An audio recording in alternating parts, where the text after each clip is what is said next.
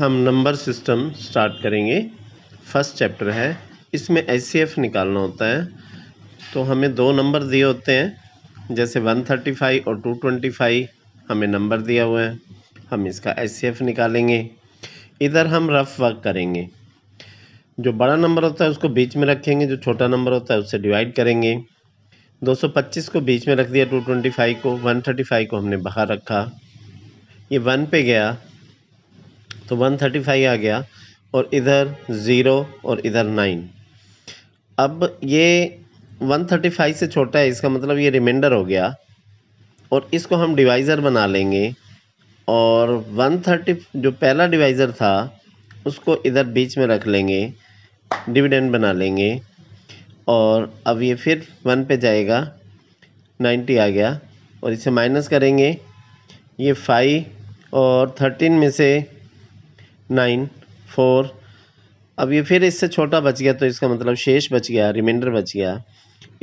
अब इससे डिवाइड करेंगे और 90 को बीच में रखेंगे, और 45 2 ज़ा 90 आ जाएगा। ये तब तक चलता रहता है जब तक ये 0 नहीं आता। तो अब हमारा रिमाइंडर 0 आ गया, तो ये हमारा एचसीएफ होगा। अब इसी को हमने फेयर वर्क में करना है। तो हमने लिखना है 225 इज़ ग्रेटर देन 135। तो पहला स्टेप हमने लिखना है कि ये जो डिविडेंड होता है ये divisor into quotient plus remainder होता है। इसको कहते हैं by EDA, Euclid division algorithm. By EDA a is equal to b cube plus are.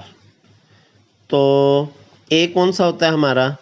जो बीच वाला ये होता है, ये ए होता है। जिससे हम डिवाइड कर रहे होते हैं वो बी होता है। जो ऊपर होता है, आंसर आता है, वो क्यू होता है।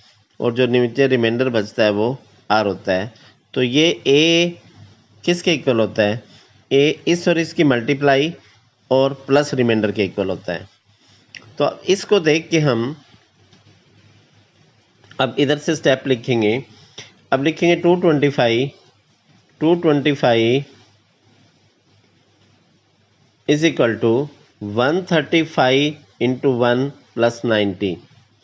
135 इंटू 1 प्लस 90, ये हमारा फर्स्ट स्टेप हो गया। अब सेकंड स्टेप पे जाएंगे। सेकंड स्टेप पे 135 is equal to 90 into 1 plus 45। तो ये हमारा 135 है। 135 is equal to 90 into 1 plus 45, यानी कि डिवाइज़र और कोशेंट की मल्टीप्लाई प्लस रिमाइंडर, जैसे इसमें बताया गया है कि a is equal to b q plus r. तो ये 135 is equal to 90 into 1 plus 45। अब नेक्स्ट स्टेप पे जाएंगे। नेक्स्ट स्टेप पे हमारा 90। तो 90 is equal to 45 into 2 plus 0। तो एचसीएफ हमारा कितना आ गया? 45 आ गया। एचसीएफ इज इक्वल टू 45, ये हमारा आंसर आ गया। ये तब तक चलता रहता है जब तक रिमाइंडर 0 नहीं आ गया।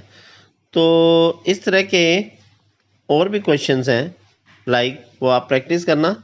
एक जैसे सेकंड पार्ट है, इसका सेकंड पार्ट है 196, 38220 ये 2 नंबर है।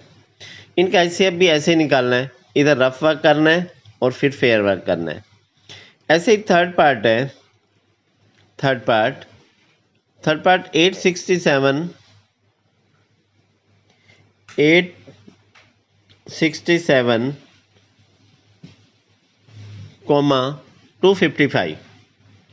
255 इसको भी हमने सेम वे से सेम वैसे करना है, इसको भी वैसे ही करना है जैसे हमने फर्स्ट पार्ट किया है। अब हम 867 और 255 का भी HCF उसी तरह से निकालेंगे जैसे हमने फर्स्ट पार्ट का निकाला था। तो ये तीनों पार्ट एक जैसे हैं, तो एक पार्ट मैंने करवा दिया है और 2 पार्ट आप खुद कर लेना प्रैक्टिस। सेम पैटर्न पे करना है, सेम वे से करना है। इसके बाद क्वेश्चन नंबर 2 आता है, show that any positive odd integer is in the form of 6q plus 1 or 6q plus 3 और 6q plus 5। क्वेश्चन नंबर 2 है, क्वेश्चन नंबर 2। तो इसमें लाइनें फिक्स होती हैं, तो हम लिखेंगे पहले let a be any positive odd integer। First line ये है, let a be any positive odd integer। Second line है, let b is equal to, ये क्वेश्चन से मिलती है, जैसे 6q वाला क्वेश्चन है तो b इज इक्वल टू 6 मिलेगा। फिर लिखना है by EDA Euclid division algorithm, इसको लिखना हमने a is equal to b q plus r. तो मैंने जैसे पहले बताया आपको, a हमारा बीच में होता है, b से डिवाइड करते हैं, क्वोशंट q आता है और नीचे रिमाइंडर r आता है, तो इसलिए a is equal to b q plus r. Divisor into quotient plus remainder, ये हमारा डिविडेंड होता है। इसके बाद a is equal to, question में जैसे b 6 दिया हुआ है तो हम b की वैल्यू यहाँ पे 6 पुट कर लेंगे, 6q plus are. Equation number 1 हो जाएगी। इसके बाद लिखेंगे possible reminder,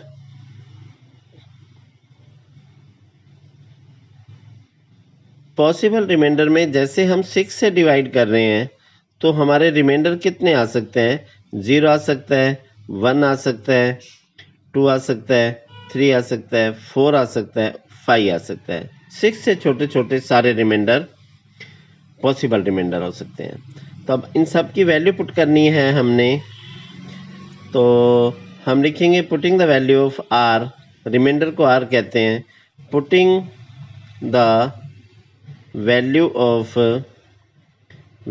of r in equation 1। तो a is equal to 6q plus r है, इसमें पुट हमने r को कितना पुट करना है, पहले put r is equal to 0, फिर put r is equal to 1, फिर put r is equal to 2, और फिर next time r is equal to 3 put करेंगे, next time r is equal to 4 put करेंगे, next time r is equal to 5 put करेंगे। इसके बाद a is equal